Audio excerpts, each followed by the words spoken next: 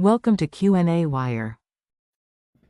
So this graph here shows Canada when the world price is below the otherwise prevailing equilibrium price if we only had a domestic supply and domestic demand of wine.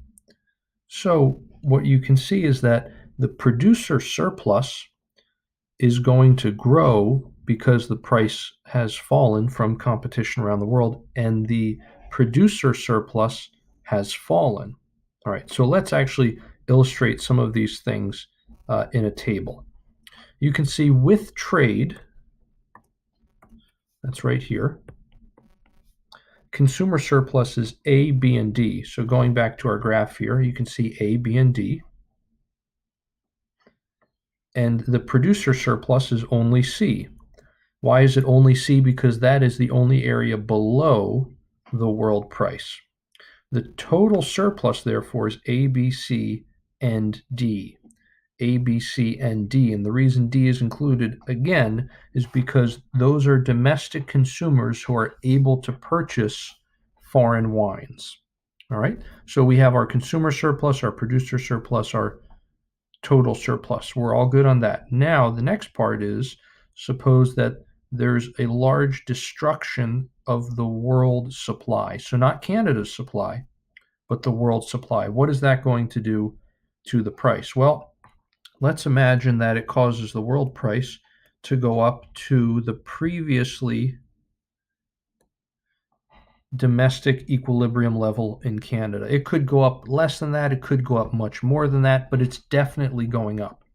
What is that going to do in Canada? It is going to decrease the consumer surplus and increase the producer surplus, and it's also going to decrease total surplus.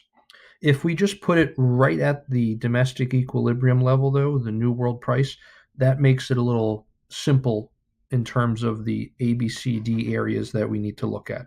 Okay, so let's do that here. The world price goes up. Consumer surplus is now only going to be A, this region right here. The producer surplus is now going to be B and C, this area in here. And the total surplus, therefore, is A, B, and C. So what has been the change, this last column here? Well, consumer surplus lost B and D, right? B went to the producer surplus and D is just lost. The producer surplus gained B, as we saw here. And the total surplus, therefore, has declined by C.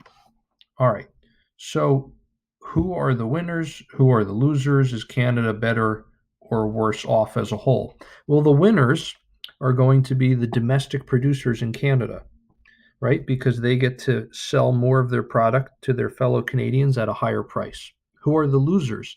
The domestic consumers of wine in Canada, because they can no longer purchase the imported wine at a cheaper price.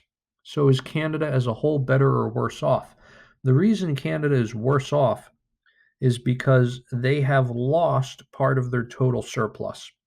So as far as this component B goes, right, if all that happens is B changes hands between consumers and producers, Canada as a whole is no better or worse off. The key is that they have lost this component D. So if we look back on the graph, that component D is now gone in the same way that a tax creates a deadweight loss and part of that free exchange disappears.